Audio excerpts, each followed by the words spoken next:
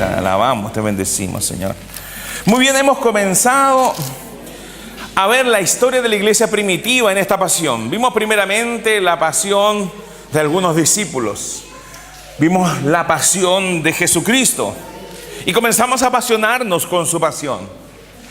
Pero una vez resucitado vimos cómo fue necesario que viniese el Espíritu Santo a ungir a los discípulos con poder desde lo alto, de manera tal de que pudieran ser lo que no eran, que pudiesen ser transformados. Y vimos a cobardes pasando a ser grandes valientes. Y lo vimos en el caso del apóstol Pedro, un apóstol que había negado 3 veces a Jesús. Mas Jesús le restauró y les dijo a los discípulos: no hagan nada, sino que esperen hasta que sean revestidos de poder desde lo alto. Y eso aconteció en el día de Pentecostés. Y vimos el relato de Hechos 2, cómo este que había sido un cobarde, después de haber sido restaurado y bautizado por el Espíritu Santo, había venido a ser un gran valiente. Y en una primera predicación se convirtieron 3,000. Y en una segunda predicación se convirtieron 5,000. Y esto contando solo los hombres.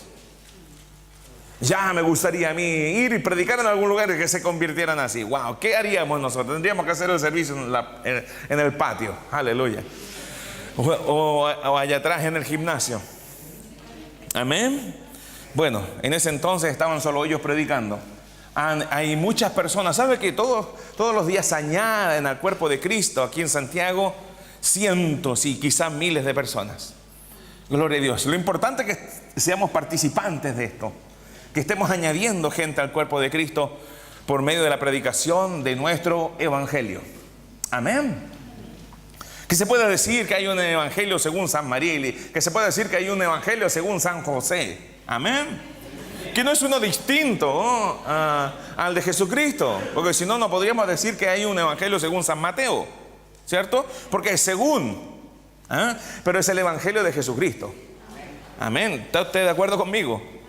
Gloria a Dios. Dejamos a la iglesia creciente, boyante, involucrada y apasionada con la obra, al punto en donde nadie decía hacer suyo lo que tenía, sino que todo lo vendían y lo colocaban a los pies de los apóstoles, y a nadie le faltaba nada. Todas sus necesidades eran cubiertas. La iglesia estaba siendo prosperada abundantemente porque habían aprendido a dar y a recibir, a sembrar abundantemente y a cosechar abundantemente. Los discípulos no tenían temor al castigo, eran golpeados, recibían latigazos, pero salían gozosos, contentos. Oiga, ¿sabe que hay que estar muy apasionado por algo para salir gozoso después de ser golpeado? Pedro y Juan salían gozosos por haber recibido el honor de haber sido vituperiados por causa del evangelio. Wow, nada los detenía, ni la cárcel, ni el sufrimiento, ni los golpes, ni las amenazas. Y estrepitosamente después de todo esto venimos a una gran persecución. Vamos por favor a Hechos 6. Después de la persecución de Pedro y Juan viene el arresto de Esteban, uno de los diáconos que habían sido escogidos por la iglesia primitiva para atender las mesas, para servir al pueblo, porque los apóstoles estaban descuidando la oración y la predicación de la palabra, que era el principal llamado que ellos tenían. Entonces escogieron diáconos, y entre uno de ellos había un joven llamado Esteban, lleno de sabiduría y del Espíritu Santo.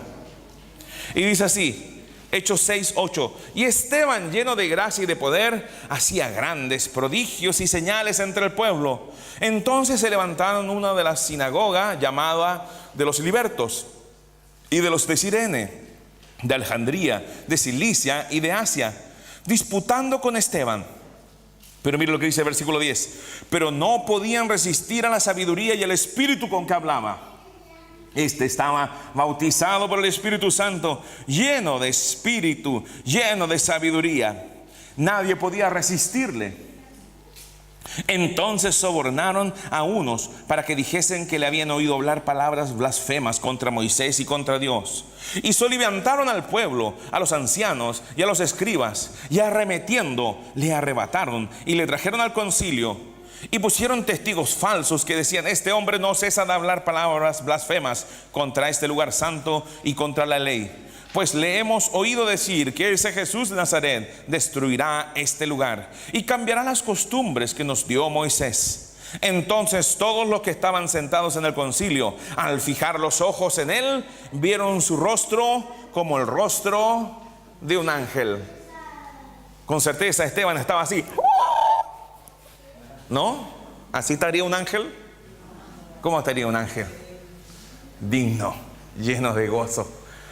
Aunque estuviesen estas cosas aconteciendo a su alrededor, las circunstancias no definían su libertad, su estado de ánimo, porque él había conocido al Señor. Y no hay manera de ser completo fuera de él. Él tenía lo necesario. Él estaba listo para vivir para Cristo o para morir por él. Amén. Vieron su rostro como el de un ángel. Y vamos a avanzar rápidamente al capítulo 7, versículo 1. Y dice: el sumo sacerdote dijo entonces: ¿qué hizo este Esteban? Se levantó y comenzó a presentar una defensa. El sumo sacerdote dijo entonces: ¿es esto así? Y él dijo: varones hermanos y padres, oíd. El Dios de la gloria apareció a nuestro padre Abraham estando en Mesopotamia, antes que morasen en Harán, y comenzó allí desde Abraham hasta Jesucristo a explicar las razones de su esperanza. Aleluya. Y termina así. Versículo 51, no lo puedo leer todo, yo le recomiendo que lo lea, es muy interesante. Duros de cerviz e incircuncisos de corazón, dice Esteban, y de oídos, vosotros resistís siempre al Espíritu Santo como vuestros padres, así también vosotros. ¿A cuál de los profetas no persiguieron vuestros padres? Y mataron a los que anunciaron de antemano la venida del justo, de quien vosotros ahora habéis sido entregadores y matadores. Wow. Este Esteban, imagínense, lo había tomado una turba. Querían matarlo, pero él no tiene temor de decirles: ustedes entregaron al justo y lo mataron. Avanzando un poquito al 54, dice así: oyendo estas cosas, se enfurecían en sus corazones y crujían los dientes contra él. Pero Esteban, lleno del Espíritu Santo, puestos los ojos en el cielo, vio la gloria de Dios y a Jesús que estaba a la diestra de Dios, y dijo: he aquí, veo los cielos abiertos y al Hijo del Hombre que está a la diestra de Dios. Una manifestación gloriosa. Esto se llama discernimiento de espíritus, la habilidad de ver en el mundo espiritual. ¿Qué dijo él? ¿Veo cómo se abre el cielo? No. ¿Qué dice? Veo los cielos abiertos. ¿Desde cuándo está el cielo abierto? Desde que descendió el Espíritu Santo. Amén. Todavía hay gente orando para que se abran los cielos, pero el cielo está abierto. Si usted pudiese ver en el mundo espiritual, usted vería allí al Padre y al Hijo. Aleluya. ¿Por qué aconteció esto? El Padre, ¿sabe lo que permitió? Que él pudiera ver. Que él pudiera ver el lugar donde iba a llegar. Y que por el gozo puesto por delante no tuviese temor de ser aún lapidado. Entonces ellos, dando grandes voces, se taparon los oídos y arremetieron a una contra él. Y echándole fuera de la ciudad, le apedrearon. Y los testigos pusieron sus ropas a los pies de un joven que se llamaba Saulo, rompiendo las leyes del Imperio Romano, porque debía ser consultado Roma para poder ajusticiar a alguien. Sin defensa alguna, este pobre Esteban fue llevado fuera de la ciudad. Y los testigos, conforme a la ley judía, eran los primeros que tenían que apedrearlo. Los testigos colocaron sus ropas para hacer este trabajo un poco más cómodos, evidentemente. Ya me imagino a esos desgraciados. No había gracia, no habían recibido la gracia, por tanto eran desgraciados, sacándose sus ropas y colocándolas a los pies de Saulo, un joven que se llamaba Saulo, y apedreaban a Esteban mientras él invocaba y decía: Señor Jesús, recibe mi espíritu. Y puestos de rodillas, clamó a gran voz: Señor, no les tomes en cuenta este pecado. Lleno del amor de Dios. ¿Sabe qué? El amor del hombre puede amar al que le hace bien. Solo el amor de Dios puede amar y orar por quien lo está matando. Y habiendo dicho esto, durmió o murió. Y aquí entra en la historia que está relatando Lucas, el médico, este joven Saulo. Este mismo joven Saulo vino a escribir lo siguiente: con Cristo estoy, aleluya, juntamente crucificado, y ya no vivo yo, mas vive Cristo en mí. Y lo que ahora vivo en la carne, lo vivo en la fe del Hijo de Dios, el cual me amó y se entregó a sí mismo por mí. No desecho la gracia de Dios. ¿Cómo tan contradictoria esta situación?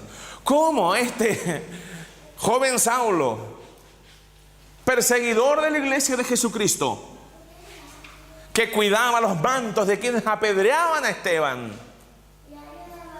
vino a escribir estas palabras tan llenas de pasión? ¿Qué pasó con Saulo?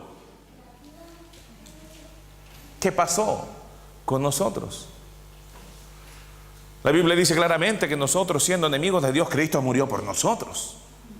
Éramos enemigos de Dios.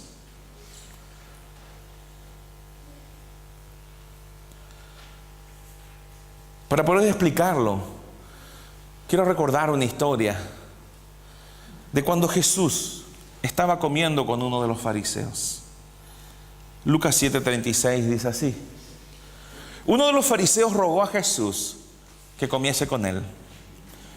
Y habiendo entrado en casa del fariseo, se sentó a la mesa. Entonces una mujer de la ciudad, que era pecadora, al saber que Jesús estaba a la mesa en casa del fariseo, trajo un frasco de alabastro con perfume, y estando detrás de él a sus pies, llorando, comenzó a regar con lágrimas sus pies y los enjugaba con sus cabellos. En ese entonces las personas no se sentaban a una mesa, sino que se recostaban a la mesa. Había así como unos lugares para tenderse de vientre mientras comían. Qué entretenido, ¿eh? Hay muchos que, bueno, yo veo a muchos que se acuestan sobre la mesa para comer. En ese entonces nadie los retaría. Y estando detrás de él, a sus pies, llorando, comenzó a regar con lágrimas sus pies, y los enjugaba con sus cabellos, y besaba sus pies, y los ungía con el perfume. Cuando vio esto, el fariseo que le había convidado dijo para sí: si fuera profeta, conocería quién y qué clase de mujer es esta que le toca, que es pecadora. Oiga, sinceramente, ¿cree usted que este fariseo no era pecador? Esta es una clave, esto es importante. Él era un pecador, ¿ok? Él no había recibido la gracia del Señor Jesucristo. Cristo ni siquiera había muerto por él. ¿Entiende lo que le digo? Pero él la veía a ella como la pecadora. Ella es la pecadora. Yo soy justo porque trato de cumplir la ley. Y si se convenció de que lo hacía, bueno, peor aún. Si este fuera profeta, conocería quién y qué clase de mujer es esta la que le toca, que es pecadora. Entonces, respondiendo Jesús, le dijo: Simón, una cosa tengo que decirte. Wow. Esto Es como fuerte, ¿no? Una cosa tengo que decirte, Simón. Yo ya me lo imagino a Jesús. Y él le dijo: di, maestro. Un acreedor tenía 2 deudores. El uno le debía 500 denarios, que son más o menos $50,000 o 25 millones de pesos. Y el otro le debía 2,5 millones de pesos, el 10%. Y no teniendo ningunos con qué pagar, perdonó a ambos. Di pues, ¿cuál de ellos le amará más? Respondiendo Simón dijo: pienso que aquel a quien perdonó más. A quien mucho se le perdona, mucho ama. Y puede ser que no estés muy consciente de cuánto pecado había en tu vida, porque has hecho en ti una lista de cosas que son más graves y menos graves. Pero Jesús subió lo que para el mundo era menos grave a un nivel de gravísimo. El que se enoja con su hermano, culpable de homicidio es. Y eso no hace que el homicidio sea algo de menor importancia, sino que hace que el enojarse con el hermano sea tan grave como ser un homicida. La problemática está en que nosotros atribuimos el grado del pecado a las consecuencias naturales. Si asesina, va a la cárcel. Si roba, paga fianza. Pero ante los ojos de Dios, el pecado es pecado. Es horripilante, es aberrante. Él es santísimo. Él no puede relacionarse con el pecado. Por eso no podía relacionarse con nosotros. Por eso tuvo que venir Jesús a solucionarlo.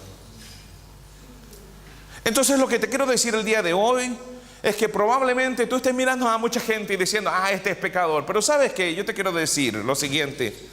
Cada uno de nosotros éramos viles e inmundos pecadores hasta recibir la gracia del Señor Jesucristo, que nos hizo santos y justos por gracia, de manera inmerecida. Porque ninguno de ustedes merecía este título.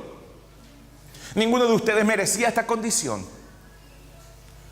Y es importante que comiencen a ver realmente, aún hoy, cuánto pecan a diario.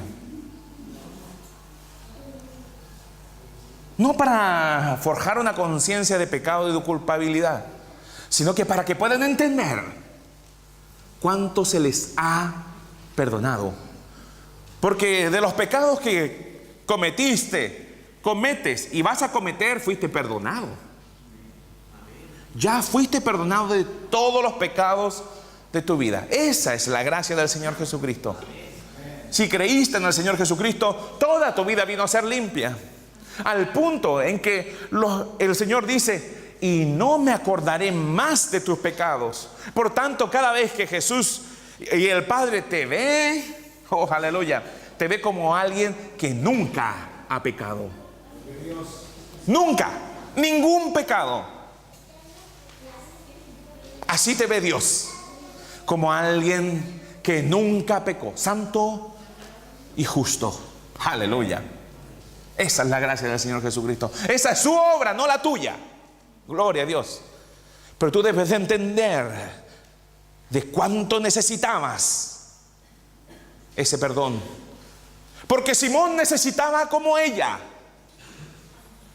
Por eso le dice el Señor: entré a tu casa y no me diste agua para mis pies, mas esta ha regado mis pies con lágrimas y los ha enjugado con sus cabellos. No me diste beso, mas esta, desde que entré, no ha cesado de besar mis pies.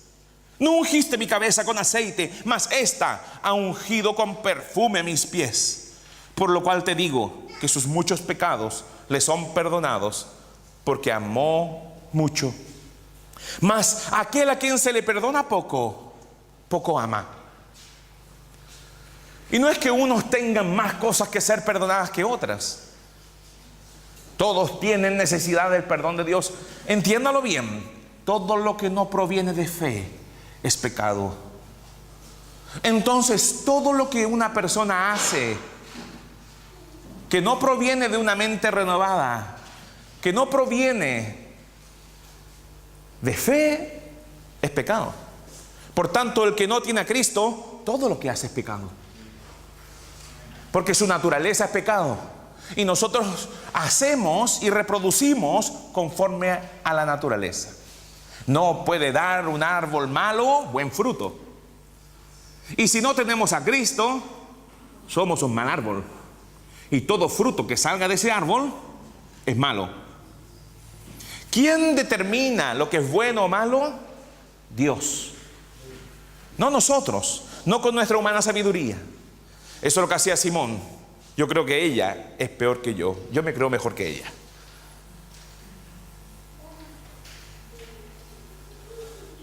Pero ¿quién recibió el perdón de los pecados?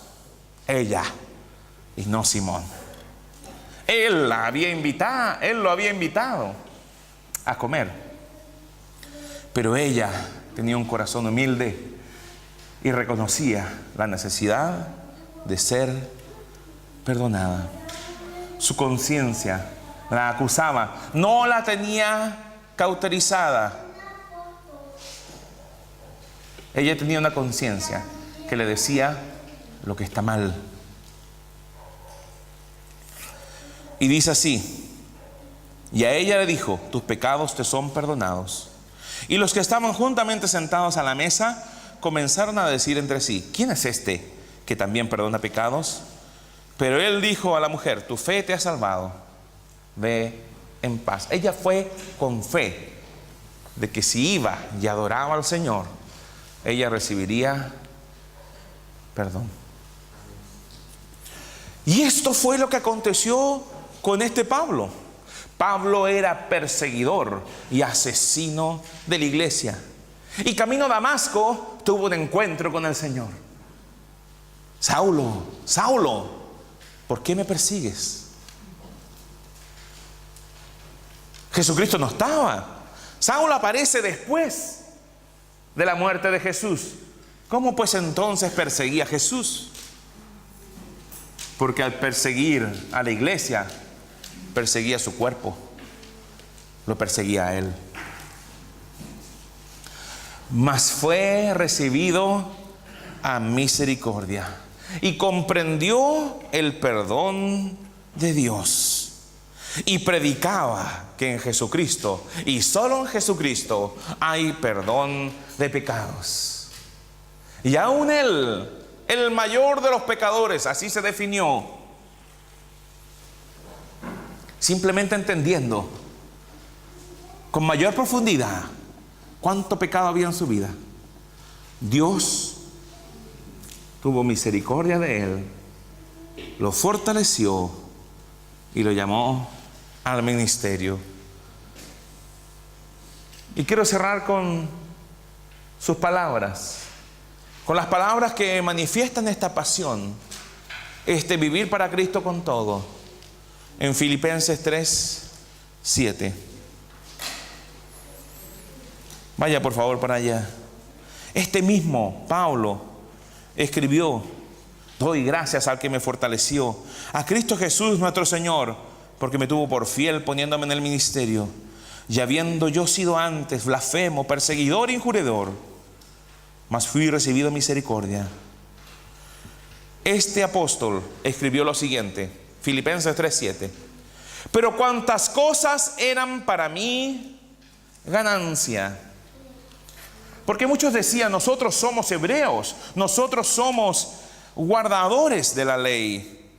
Pero Pablo comienza a exponer que eso no significa nada. 3:7 estamos, ¿cierto? Porque en el versículo 4 dice, aunque yo tengo también de qué confiar en la carne. Si alguno piensa que tiene de qué confiar en la carne, yo más. Fui circuncidado el 8º día, soy del linaje de Israel, de la tribu de Benjamín, hebreo de hebreos, en cuanto a la ley, fariseo, en cuanto a celo, perseguidor de la iglesia, en cuanto a la justicia que es en la ley, irreprensible. Pero mire lo que dice ahora. Pero cuantas cosas eran para mí ganancia, las he estimado como pérdida por amor de Cristo. Todo lo que era títulos, posición, condición en medio de la sociedad para él comenzó a encontrarlo como una pérdida. Y ciertamente aún estimo todas las cosas como pérdida por la excelencia del conocimiento de Cristo Jesús, mi Señor, por amor del cual, o por pasión del cual, lo he perdido todo y lo tengo por basura, para ganar a Cristo y ser hallado en Él, no teniendo mi propia justicia, que es por la ley, sino la que es por la fe de Cristo, la justicia que es de Dios por la fe, a fin de conocerle y el poder de su resurrección y la participación de sus padecimientos, llegando a ser semejante a Él en su muerte. La versión, el mensaje, agrega un poco de luz. Se las comparto, dice el versículo 7. Las mismas credenciales que esta gente está mostrando como algo especial, yo las desgarro de mí y las arrojo a la basura. Aleluya. Junto a todo lo que alguna vez me dio alguna posición. ¿Y por qué? Por causa de Cristo. Sí, todas las cosas que alguna vez fueron importantes para mí se han ido de mi vida. Comparado con el altísimo privilegio de conocer de primera mano a Cristo Jesús, mi Señor, todo lo que yo alguna vez tuve y pensé, para mí es estiércol de perro. La palabra basura que aparece allí en su Biblia es escuba, que significa caca. Todo lo que yo era, todo lo que yo sabía, todo lo que yo me creía, toda la sabiduría que había acumulado del mundo, comparado con el conocimiento de Cristo, relacionarme con Él personalmente, conocer su poder, participar de sus padecimientos, es como caca comparado con mi Señor.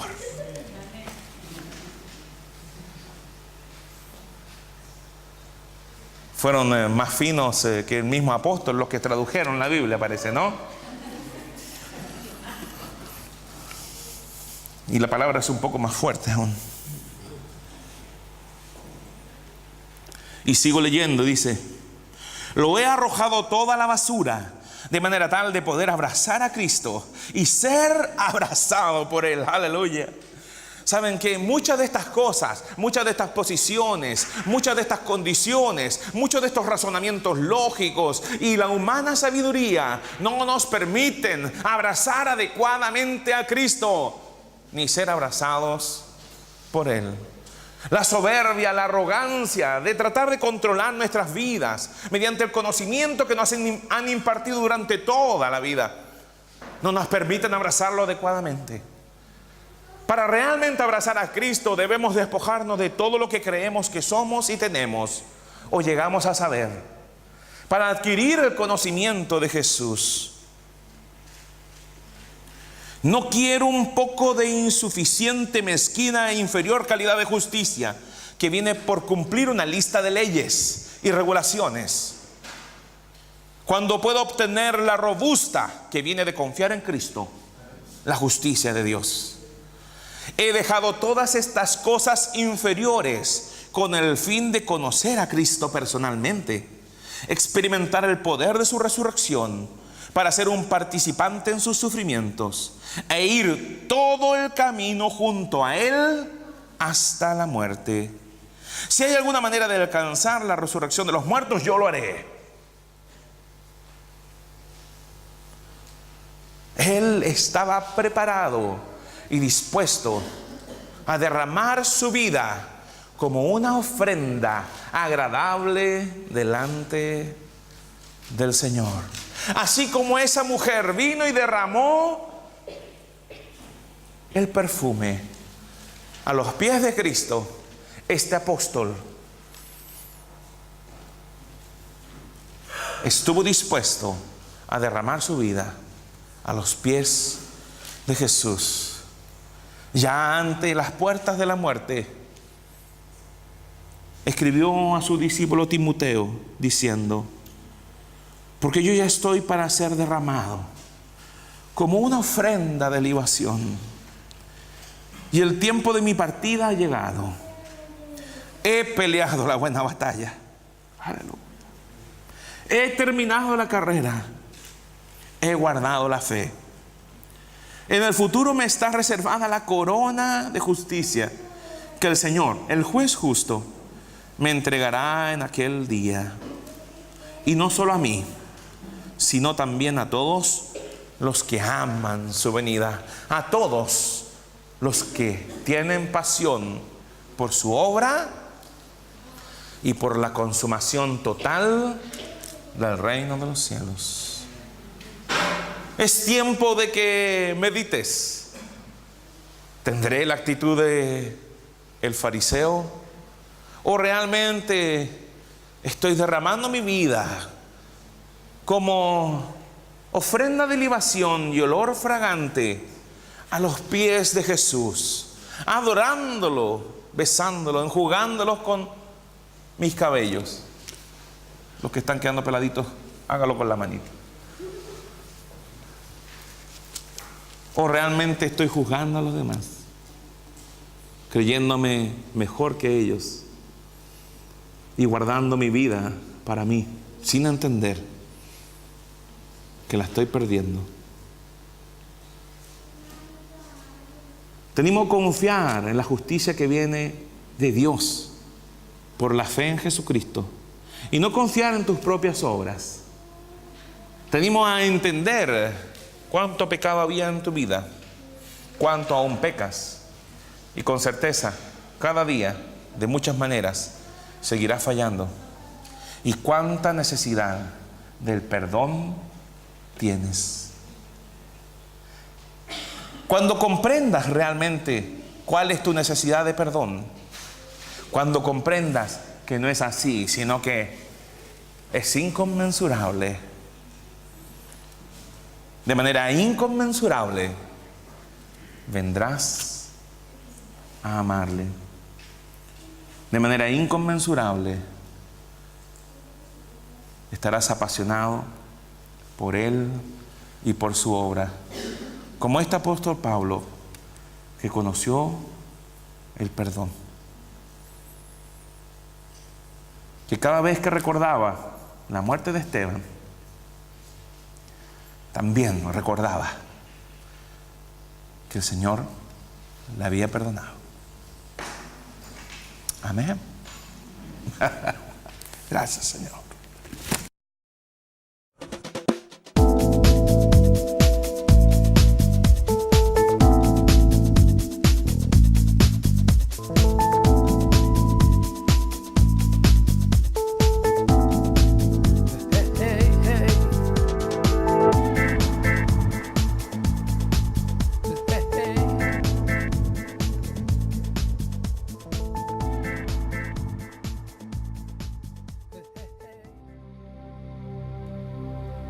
Desde el año 2009, Dios nos movió a satisfacer la necesidad de entrenamiento ministerial intensivo, haciendo énfasis en el conocimiento de la palabra revelada y el fluir del Espíritu en la más completa manifestación de sus carismas.